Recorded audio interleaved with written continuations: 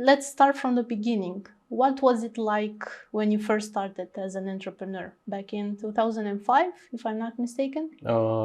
Back in 2004, I created my first company called Interactive People, and it was a company doing software for HR departments. So we would do training software for the induction process or follow-up software after the training process, stuff like that. It did not work. Why not? I think so. First of all, it was something like really new for the local market. They just didn't thought that they could get trained through software. And I think I also was really bad at like pitching what I was doing and like presenting that. So it took me 1 year to do a few projects which were sort of successful but very small scale, and then close it. What was it like at that point, regarding the ecosystem? Were you just a handful of people? There was no ecosystem. I don't even know. I don't necessarily know what an ecosystem means. I mean, that's a thing for debate. But like back then, there were no angel investors.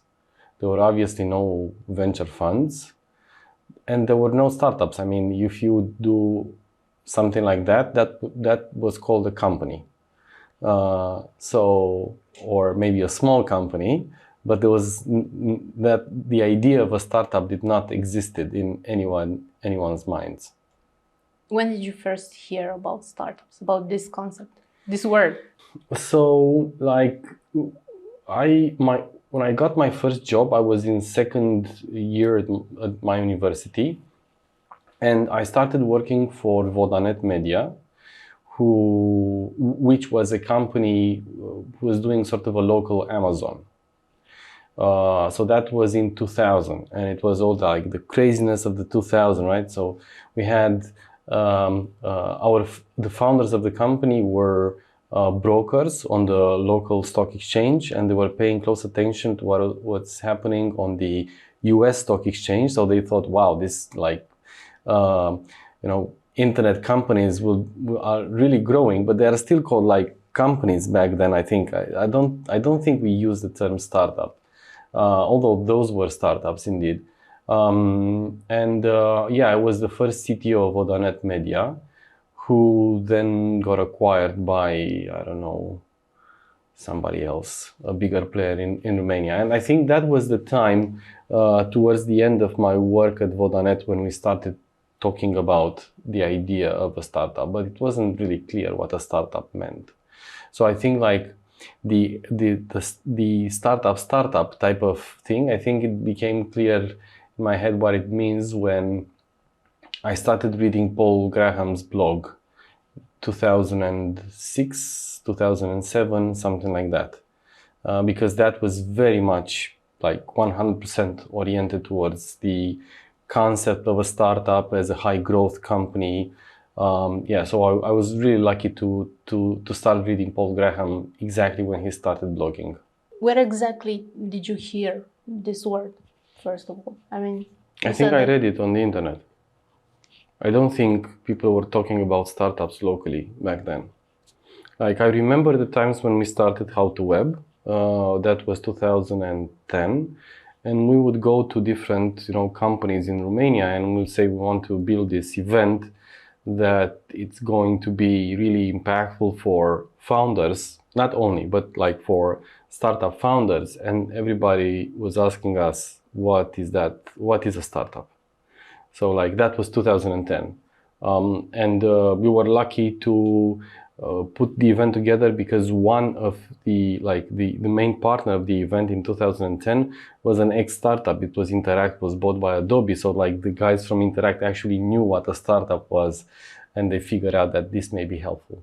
Speaking about How to Web, what inspired you to launch such an event? What were you thinking at that point? I was not planning to actually do an event. So I was reading Paul Graham, and we thought Y Combinator is a great idea, and we should do something similar in Romania. And I was talking to a friend of mine. She was running an educational program, and we started discussing the idea of her running a startup program in Romania. So that was like 2007. Imagine what were the odds to actually do something successful. 2007, 2008. And we figured out that the mentoring part is really important and the network is really important. So we said, all right, so like we really don't have a network and there are not that many, experienced people here. So let's do first an event. So we sort of build a bit of network and then we can start the startup program. So we started How to Web. Actually How to Web, the absolutely first edition was in 2009, and it was a 150 people event at the local computer science university. And I think the entry ticket was 20 lei, like something like that, full price. So we did sort of a beta project along with who was run by this colleague of ours, and then the plan was for the conference to be run by her. But because I had some connections from the time that I was running another project that I started out of university called Stagii pe Bune, who is the biggest internship program for IT&C in Romania still. So I had some connections to potential partners, and I had some connections to potential speakers. So I thought, I can help out with these two elements and then she can take over. But she had some personal problems and she couldn't. And we already had confirmed the keynote speakers and the main partners. So I thought, well, it's an event, how complex could this be to run? I'd better do this than cancel it. And this is how I started doing How to Web. I was not thinking of doing an event company at all at that time. Do you still remember the first edition and the work up to the first edition? I don't know how long so did it take you? The first small one. Yeah, the first. Yeah, that wasn't too much of a thing. We like in Romania it was difficult to find speakers for a half a day for a startup event. How did in 2009? How did you convince speakers and also partners to join? In 2009 we had no partners. So we just the room was free. I think we had 3 or 4 or 5 maximum speakers from Romania, and that was it. So it was really small scale, just to figure out if there is any interest. But what happened is that we got some people coming over from Cluj, from Iași, from Timișoara, and that was sort of amazing. It was really a bare bone thing. And we thought, well, maybe, this works. Let's do something bigger next year. Were you afraid it won't work? Or like you said, it was just an experiment? Yeah, you always start things with an experiment, right? It's not that you're afraid it doesn't work. It's not about being afraid. It's more about just being careful with your time. You don't want to invest a lot of time into something that probably doesn't work at all, right? So we were just trying to figure out if this makes sense or not. If it's just us or if there's more. How was the second edition? So the one in 2010, that was the first proper conference. That was really, really, really tough because none of us knew how to do an event. So there were 3-4 of us, key people in the organization team. We never put together a conference. We never I don't think I've organized birthdays before. So it was really tough to say, hey, this is the first international CE event on startups, which it was. It was the first startup event, international startup event in Central and Eastern Europe back then. And it was expensive as hell. And it was difficult to get partners aboard. It was difficult to sell tickets. we somehow survived it. I don't know. I mean, I think people were very generous in many ways, both, partners and colleagues and everybody, because it was a beginning and every start is difficult. So they just put up with whatever stupid things we've done, and that was it. I think it was exciting to see that people were interested. Like we had a ton of speakers from London. We had a very good connection with SeedCamp. SeedCamp back then was the first European seed fund. Vladimir won and raised money from, and Dragos and Daniel, the Overview team, they raised money from SeedCamp in 2008, and then Amy and the Brainian team raised money in 2009. So we sort of had good connections there, and I went and pitched Reshma to join us as keynote speaker. That was the first keynote speaker that we had. And then every now and then we would send her an email and say, can you please intro us to this person and this person? And like, because SeedCamp at that time, they had all the list of mentors on the website. So we would just research those folks and figure out who would be a good speaker. And I think they, without knowing, they sort of covered half of our agenda. So that's how we started. That's how we managed that part. And then it was like really exciting to see that there are so many people who are interested to come to Bucharest and meet, whatever we had going back then, which wasn't too much. But that was definitely exciting. Yeah. So but there are also a lot of crazy stories from back then. So please do tell.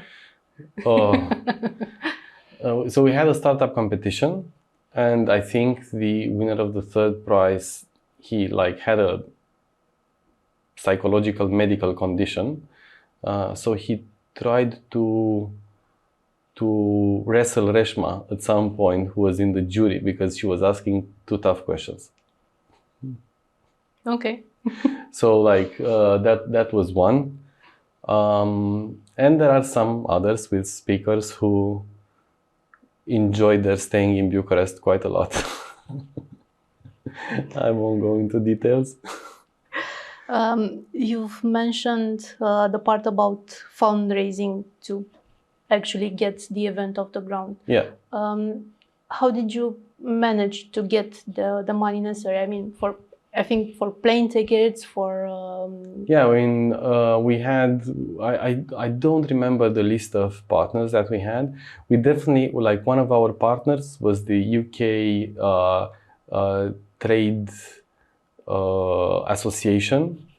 So I randomly pitched an event in London to somebody, the conference. I was just telling them, everybody that I would meet in London, I would tell them, we're building this amazing event in Bucharest. You gotta come.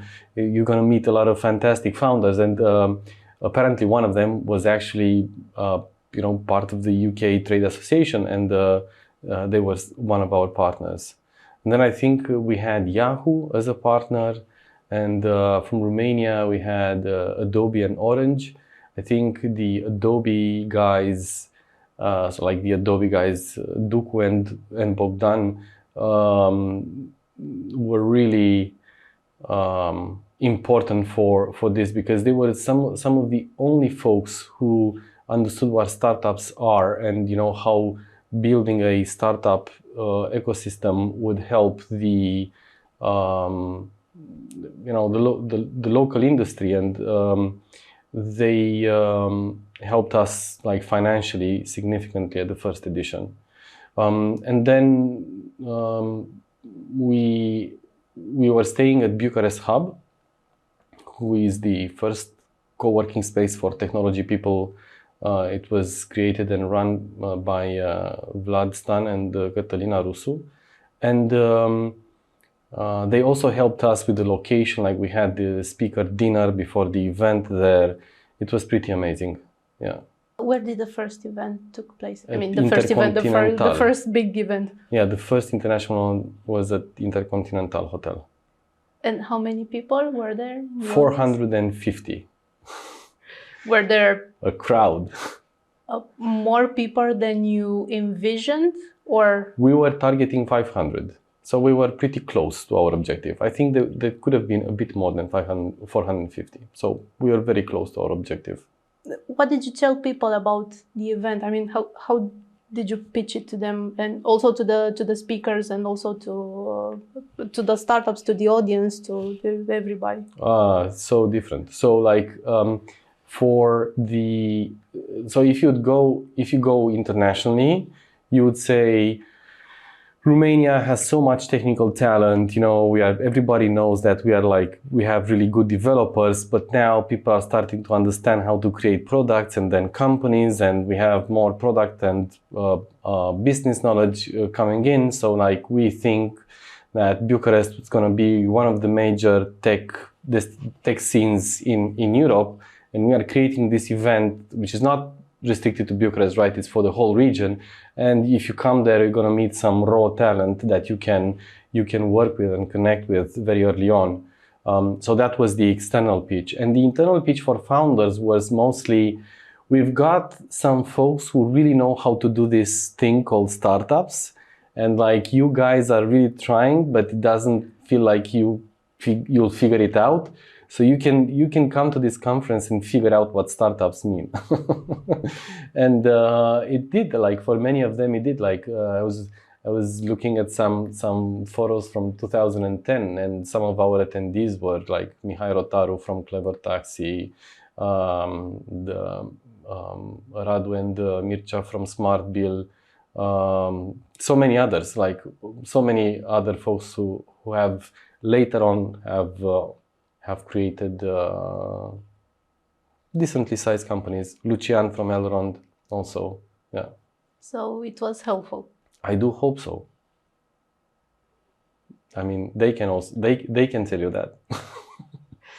How did you feel about after this event, when it was all over?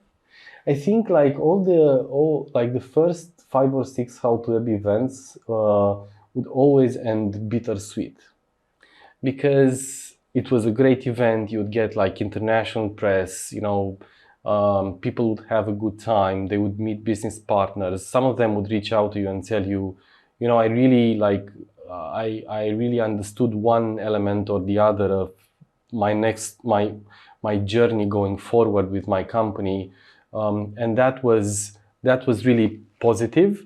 On the other side, doing How to Web, like in the first years, like from a commercial point of view, it was horror.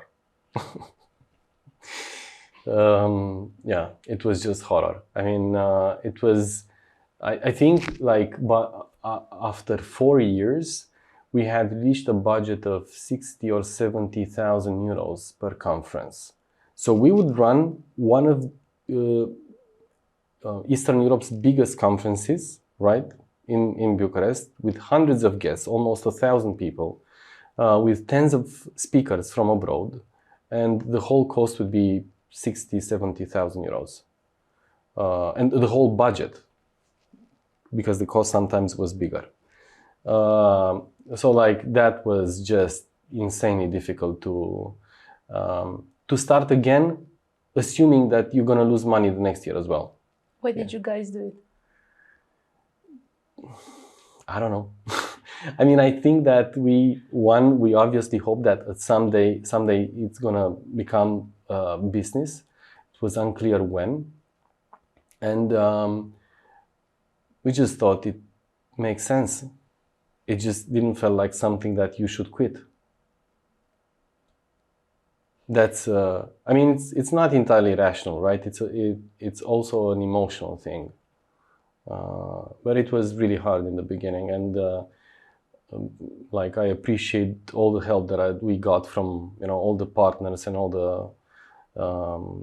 the team that worked endlessly for free sometimes for the event. And then, like, I remember that we would take the speakers from the airport, right, with cars and drive them to the hotel. And because we didn't have money, every year we'd have like a bunch of our friends just running the cars as drivers. I think we sort of helped create some interesting startups because of that. For example, the CTO of F-Success is a Romanian guy who was the driver, one of the drivers in that here, and he met in the car John Bradford, who is the co-founder of F-Success, and John pitched him the idea of joining this new exciting startup from London. And yeah, I mean, he became the CTO of F-Success. But there are many other stuff. Răzvan Roman, who's now in the US, was one of our drivers, I think, in 2010 or 2011. And he got Felix, he got Felix Peterson in the car. Felix was the founder of the first social proximity network in the world. And probably, Felix just wanted to have a chat and ask Razvan, so what are you doing? And Razvan said, well, I'm a tech founder. And then they talked a bit more. And then Felix, I met him at the probably the speaker's dinner, so in the evening. And he came to me and said, man, listen, I love Bucharest. Like, even my driver is a tech founder. Yeah, I mean, that's how amateur we were back then. It's not exactly like a business, but like a group of friends having fun and creating something together. Yes, and definitely helping each other. Yeah, it was a pretty special period. Do you still have some of those people around you? Around me, yes, of course. And like some of them are really good friends. We don't do the driving thing anymore. But definitely I'm in touch with many of the people that have been helping out in those days. Yeah. Do you remember how you convinced them? You said that it was volunteer work. It was for free. No, they would volunteer.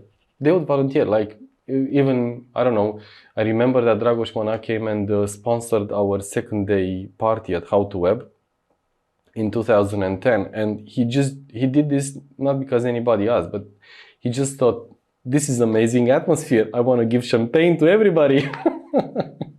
And yeah, I mean, that's how it happened. Yeah, so many others. I mean, fortunately, I can't name all of them, but How to Web has been has become, I think, for some people, a love brand, because it grew sort of organically out of a community who was really dedicated to push things forward when it came to building, the framework for whatever startup ecosystem would later mean. Yeah, I mean, I was lucky enough to be the face of How to Web, but definitely How to Web has many fathers and mothers. I think it was 2019 when you did the audition at the National Theatre in Bucharest, right before the pandemic hit. Mm-hmm. And it was more general in theme, not as specific as the ones before. Yeah. What was the reasoning behind this? And I don't know, was it something, again, was it an experiment again to be more general, to have different themes? So I ran as head of How to Web, the conference, from 2010 to 2013. And then we opened Tech Hub, and the Tech Hub team took over and ran the next 4 events. And then I started doing this again in 2018. And so we obviously had like an amazing crew of people who would come to How to Web every year. And those are mostly startup founders, startup investors, or people who wanted to become startup founders or startup investors, right? So that was one big category. So then we started thinking, all right, but if we want to make this, turn this into, a project which really has like some commercial value, and it sort of stays on its own feet, because like not necessarily for making money, but just for having continuity, right? And growing the project. Sometimes not growing is sometimes equivalent to dying for many projects. So then we thought, oh, all right, so what are the options? So we can, like, we have this idea of, you know, we are creating innovation. Who would be the next category to whom we can pitch this and attract to the conference? And the next category were, I mean, in our mind was people who are doing entrepreneurship, like corporate innovation, all this stuff. And we thought, all right, so let's build an agenda that targets this segment as well, which we did. And that's why 2018 was more general, and we didn't like it. And then I said, all right, so I mean that this thing doesn't feel like how to web. So what can we take from here and learn? And the learning was that the most successful stage in the whole conference was a stage where we would discuss startup strategies, but it wasn't necessarily for startups. So it wasn't like, you know, a founder telling his founding story or an investor explaining how they do investments. It was very much focused on how do you build products, how do you do go-to-market, you know, how do you do sales, marketing, all this stuff. So then I said, oh, all right, so maybe there is a larger category of people, not necessarily from startups, who want to understand how to do things in the startup way. And that's why in 2019 we changed this and we moved to better products, faster growth. And we just took this like very broad subject, but we address it in a way that is not 100% specific only for startup founders. It can be valuable for everybody who is building any sort of product or go-to-market engine or organization that at the end of the day builds digital products. So that was the transition to what we've done in 2019, and that worked well. So we just kept that line, and then 2022 looked really good. I know that mostly in the last few years, at the end of every How to Web, you kind of announced a few speakers for the next edition, for the following year. That was the same in 2019, and then the pandemic hit, and How to Web wasn't anymore in 2020 and 2021. What happened then? I mean, when did you, how did you get on track after this hiatus? Yeah, I mean, actually, we did a thing that now looking backwards really made sense. So we decided not to do the conference online. I don't believe in online conferences. I'm sorry, but I don't believe in online conferences. So what we did is that we analyzed what are the core values, the core like product values that people get from How to Web, and we created a number of projects that target those values. So we had online workshops, we had a startup competition, we had a content project, and I don't know, maybe we had something else. I don't remember. So those were like different products in themselves, were digitally first. And it actually worked very well because they performed much better than an online conference. We managed to mostly keep the team together. That was also like essential. That was the objective during the pandemic time. And then when we could switch, we moved everything, almost everything offline again. When did you guys stop hoping that the event in 2020 will happen? Pretty soon. did you say from the start we are going to skip this year? Yeah, in March we knew it's done. Because big events need budgeting from time.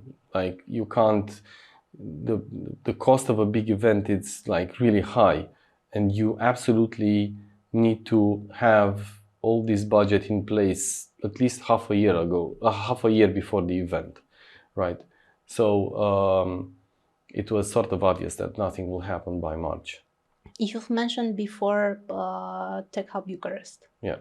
And it was another project that you started that grew very, very nicely, but then it ended. Yes. Tell us more about this. So we started Tech Hub in 2013, Daniel and myself. We had a bunch of, so we were, the How to Web team was located at Bucharest Hub, and Bucharest Hub closed in 2012, I think September or October. And Bucharest Hub was a beautiful location with pictures and fresks, and like it was just like gorgeous, but it was really hard to make that a viable business, I think. So I at that point in time I sort of had a blog, so I published on my blog a post about, you know, who would be interested to join a new hub in Bucharest. And I got, I think, over 100 people saying that we're interested. So I thought, okay, this makes sense. And then I started and ran the numbers. So trying to figure out basically how much should cost per square meter to the place that you rent, so it sort of, it can be a viable business. And I soon realized it's very difficult to find a place that can allow you to have a ongoing business. And we got lucky because Victor Anastasiou, who was Vlad Stan's partner at Seed Money, knew some Italians who owned a big building in the center of Bucharest, and they wanted to sell the building for a number of years, so the building was empty, and they thought they just changed their mind, so they wanted now to do something exciting so that, you know, people hear about the building and they would rent the other floors. So we managed to rent at a very low cost the first floor at that building, next to the previous location of the American Embassy in Bucharest. And then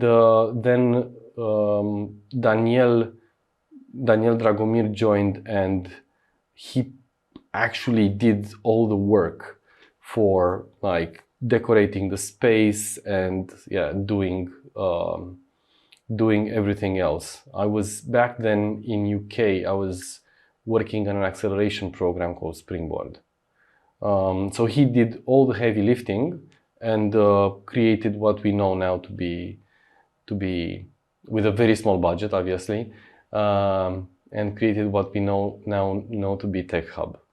I mean, with Tech Hub, I went to the first Tech Hub, the one in London, on Old Street, in the first week after they opened.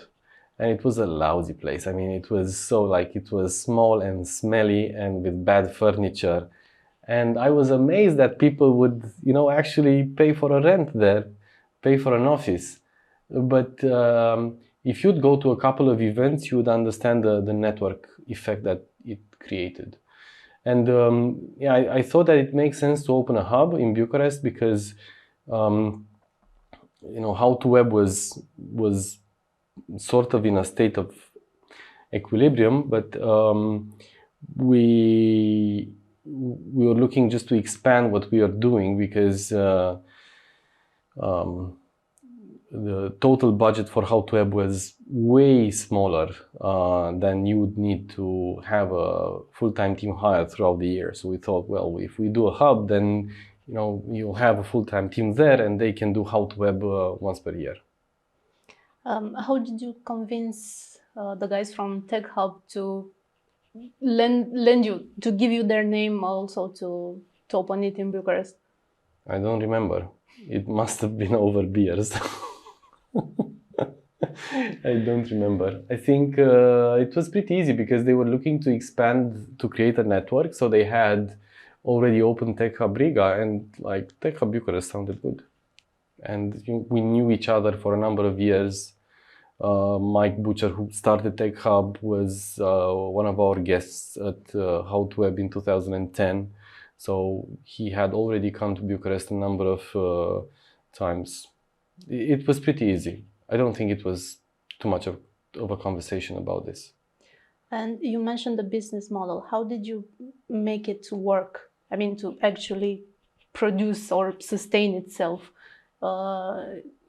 Were those people that said they were interested in working from a co-working space actually interested in paying for for space? Of course. I mean, we assumed it's paid, right? So we asked how much do you want to pay for a desk and something like that. So we sort of had a range that we knew it made sense. I mean, it's pretty simple. When you sell a co-working desk, you sell square meters plus the cost of the furniture and the utilities. So you have to figure out how can you put as many desks in a small space so you can use that, the square meters that you have in the most efficient way. And what can you do so you don't buy expensive furniture, right? Because that's also a killer. I mean, that was like 10 years ago. So if anything, I think our only innovation was that we sold fixed desks. So most of the co-working spaces back then would sell hot desks. That means that you would come and you would sit in an office that would be available to you. But we knew that developers use fixed screens. So if you wanted to sell this to developers, it would just be impossible for those guys to come with their screens, under their arm every day. So we started selling fixed desks, and that made a lot of sense. And that was it. And the other element, we were trying to figure out how to arrange the entire space with a very small budget. So we came with the idea of having an industrial look, which basically means that we would do nothing. We actually eliminated as much as we could from like all the stuff that would look like an office. So we have an exposed ceiling and all this stuff, but like others would do this because it would look cool. We just did it because it was the only way to make it financially sustainable. Yeah. Do you still remember how many founders or teams you had in the first year? No, I think we had 40 desks, and some of those folks were like the founders of Gloria Food. Again, Mircea from Smart Bill, I think Georgia from Green Horse Games, Minutizer, some others. I mean, yeah. That was a very exciting crowd. What was the landscape back then when it comes to co-working spaces? I mean, and places for founders. And at that point, I think there were a lot more startups. I mean, people knew what a startup means and were a lot more founders than 5 or 6 years back. Yeah, for like the landscape for startup founders was, I think, mostly Tech Hub. So there was nothing else. So the only competing co-working space, and I hope I remember this right, was Co-work, who was put together by a team that was much more into training and personal development. So you just had like a very different crowd there. And like at Tech Hub, we would encourage people to stay quiet and work. And if you would go to the kitchen to talk to the others, you would talk like whispering a bit, so you don't mess up the flow of the others in the room. So it was very much a space for builders. And like other co-working spaces, you had all these nice events where people would bring cakes and present themselves and all this stuff, and we don't like that. So like, we were into doing the thing. That's it. But you've also started to do events and for the community. Yeah, of course. That was part of the plan that we had from day one. So that made perfect sense. I remember that. Oh my God, I forgot about Stefan. So for Tech Hub, we needed an angel investor, and our angel investor was Stefan Sakal from Timișoara, who obviously thought that maybe we'll do a Tech Hub in Timișoara at some point.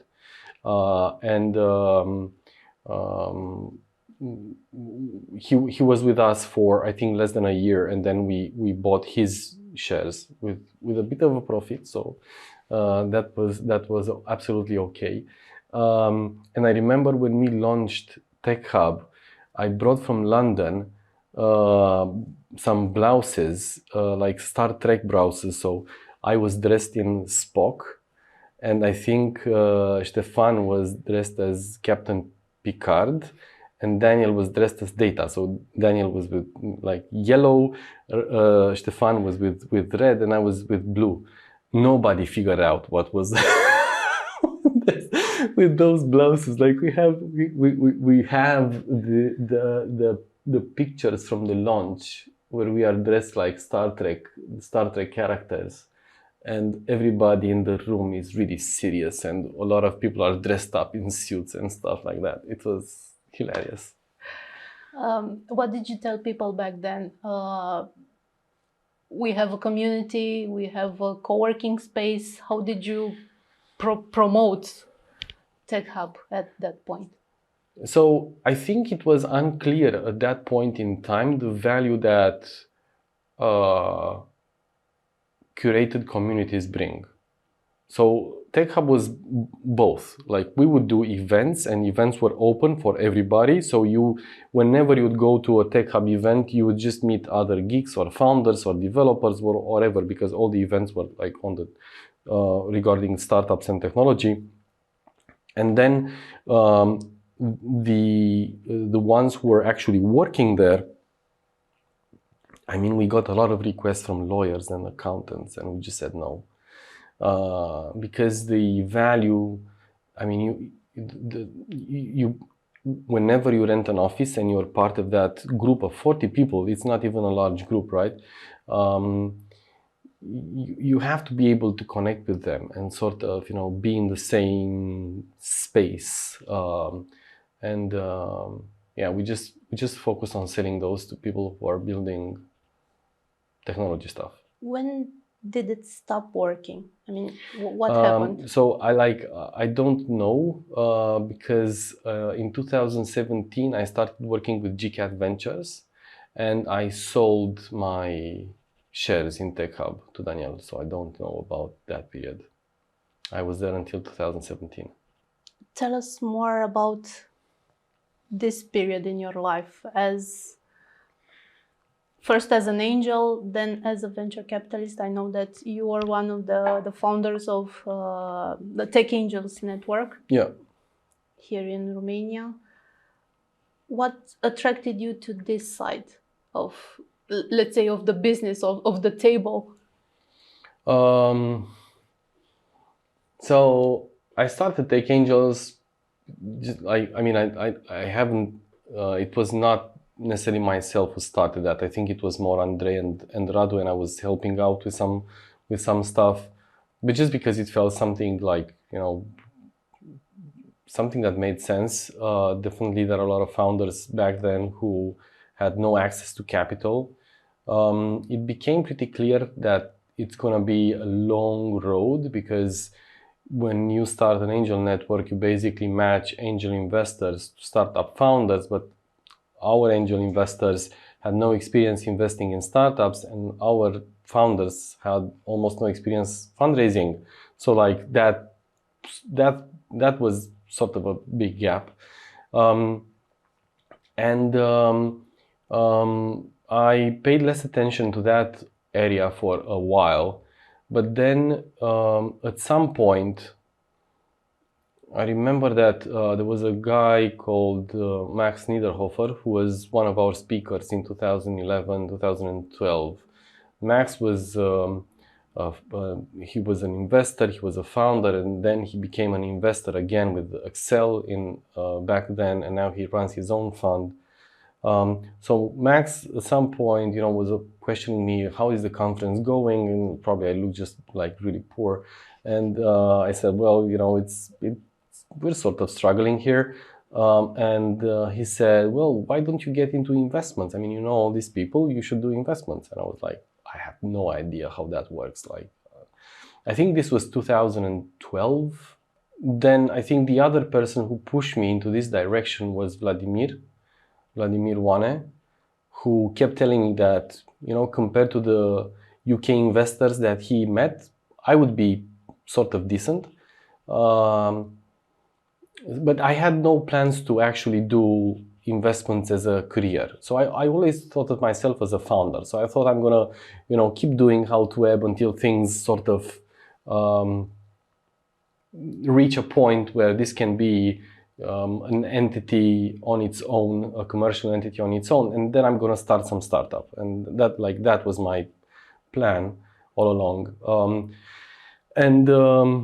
In 2013, John Bradford invited me to help him with Springboard in the UK. He was running the first European IoT startup program. So we had some startups that we were working with in Cambridge, and I thought it's exciting to see, how this thing works, because I've read so much Paul Graham in the past. So like now doing a proper startup program felt like a great idea.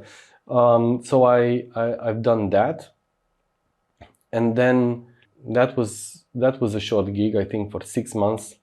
Then Springboard became Techstars Europe, and John became the first managing director of Techstars Europe. And then I got an offer from 3TS Capital Partners. It's sort of a late stage private equity-ish fund. And they were running an early stage fund in Romania, a small fund, 15 millions. And we had, they signed the fund, I think, in 2011, and they thought, maybe we want to bring some young guys, young dudes here to give us their perspective on things. So I worked at 3TS for a year and a half. Again, just curious to see how the investment world works, but not thinking that this would actually go into that direction. I left.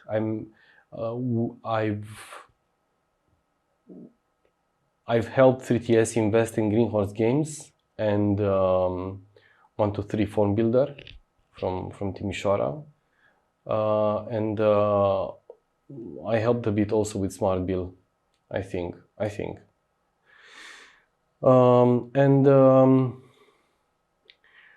some point it became obvious that I can't work there long term.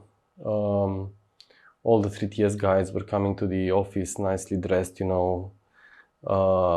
leather shoes, jacket. I would come in flip-flops and shorts. I didn't have an office. I was working on a couch.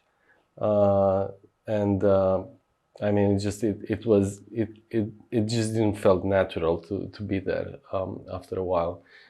So I left in 2015, and I started helping the Tech Hub team, who decided on their own to do an acceleration program called MVP Academy, and I was against that, by the way.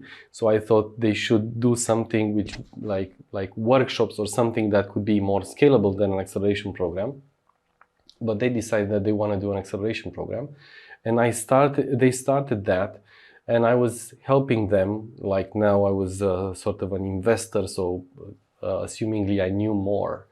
I was helping them with like working with some of the startups, and at some point they needed more of my support. And after 2 editions, I sort of took over and ran the program as a managing director or whatever you can call it.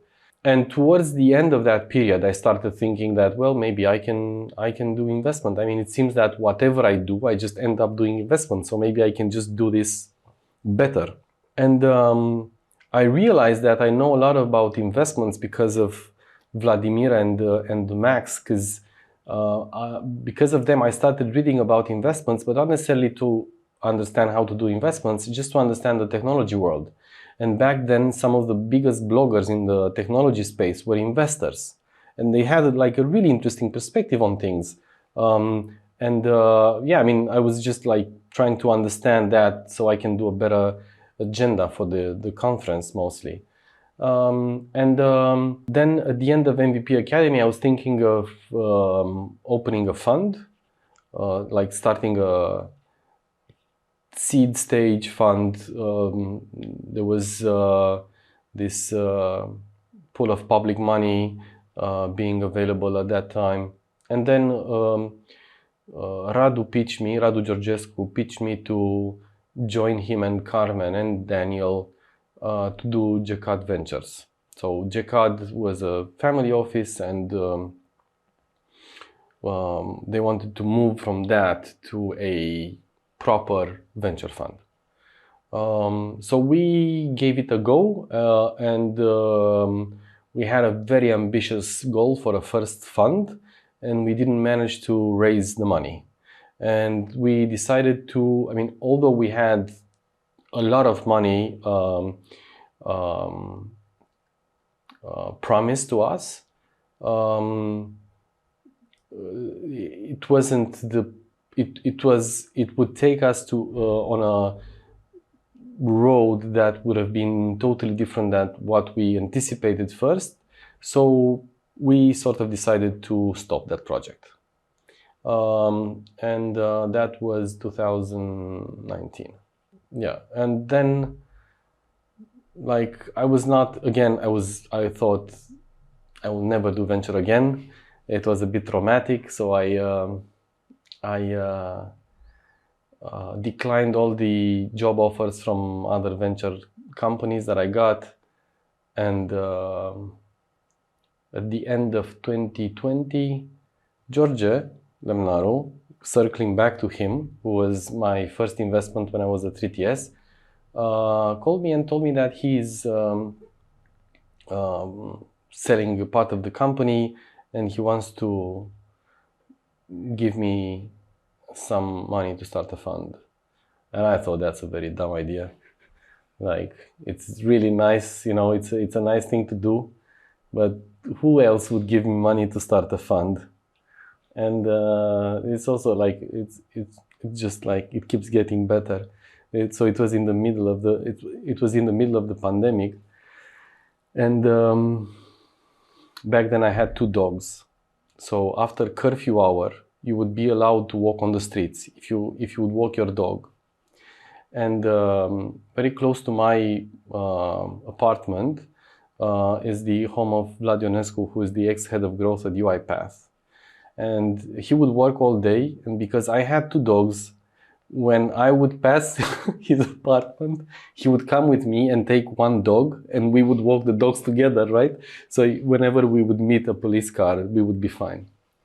And during one of our walks, I told Vlad, like, this is such a stupid idea, you know, but George told me that he wants to give me some money to start a fund. Like, who would give me money to start a fund? And Vlad looked at me and said, I would.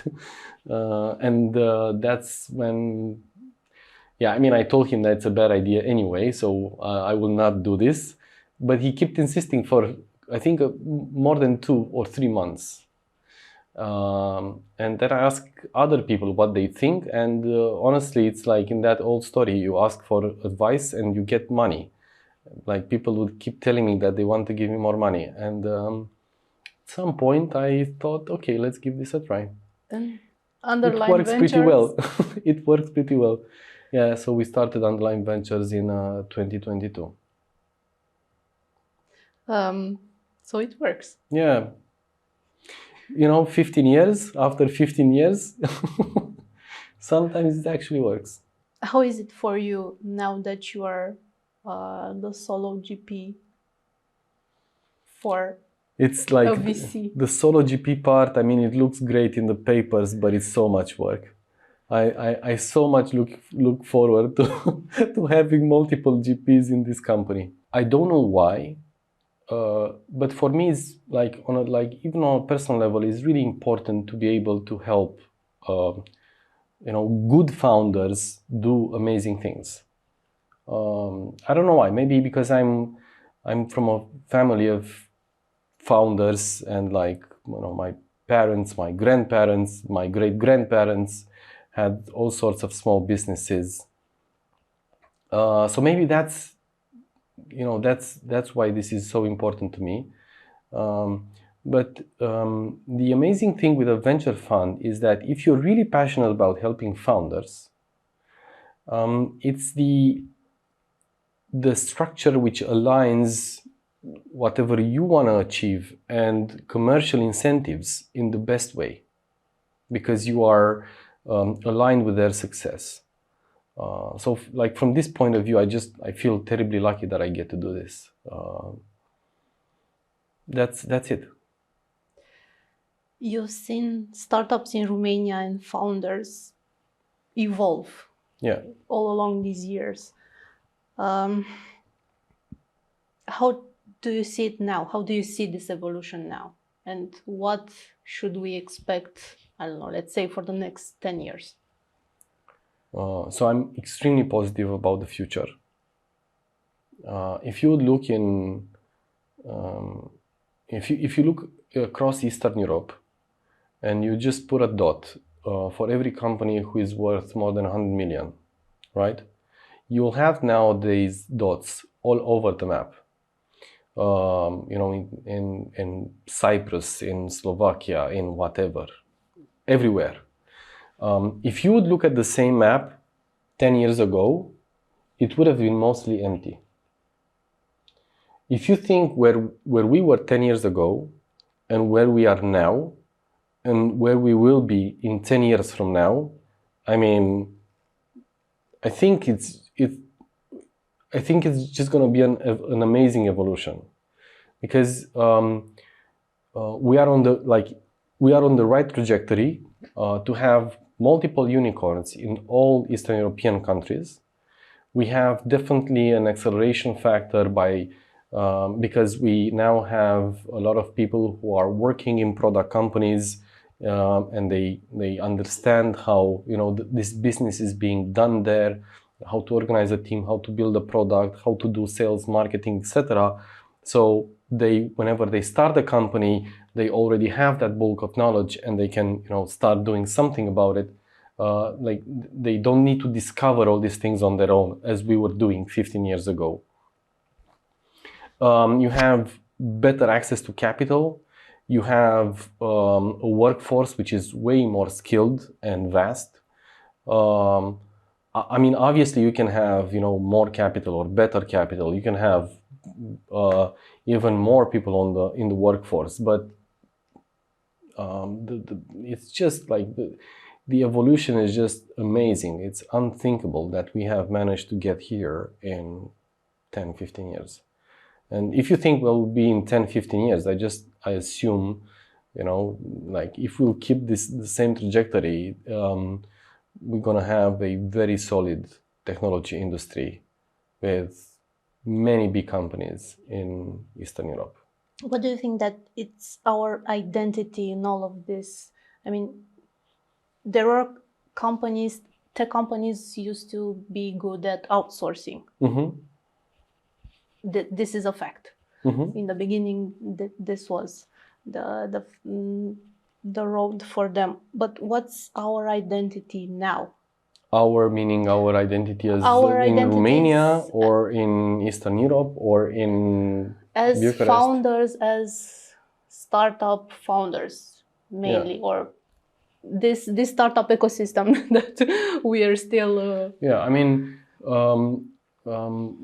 it's not now very fashionable to quote Russian authors, but I would quote a line from Anna Karenina, which says that all happy families are alike, and all unhappy families are unhappy in their different way.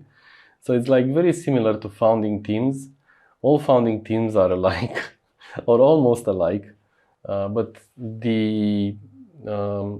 so like if you look at successful founding teams from Romania versus Western Europe versus US, the differences are not that big. It's sort of the same. I think one thing that we can say that specifically in Romania we are doing more of that better is enterprise startups. So if you think about it, like the biggest companies in Romania, like the established ones and the new ones are very much in the enterprise sector. So think about, established ones, Bitdefender, UiPath, even FinTech OS, right? And then you have newcomers like FlowX, Druid. All of these are in the enterprise sector. Obviously, we have some other success stories in different areas. But like you could argue Uberview and Brainian were also trying to do enterprise deals. If you look at Estonia, the vast majority of their startup companies are consumer companies. Skype, TransferWise, Bolt, right? So I don't know. I think it's just this is probably just a something that will change in time. So I expect that these differences will disappear in time, because I think that right now, it just happens that right now we have much more knowledge about enterprise sales in Romania and much more knowledge about consumer startups in Estonia. But 20 years from now, we're all going to know the same things, right? So it's going to be fine. I think there'll be less of a difference between that. One thing that I feel Eastern Europeans are doing better than, for example, Western Europeans. I feel that Eastern Europeans are way more hungry for success, like just absolutely crazy to get there. We still don't have the crazy optimism of the Americans, and this is like a cultural trait, because we're living in a society that has changed so many times in the past hundreds of years. But I do see an enormous drive for people to do something remarkable with their lives. What else should we know about the Romanian startup ecosystem, the tech guys from Romania, for this documentary? I think it's really important to grind your way out of any hole you are in, but never forget that timing is crucial for any success. I think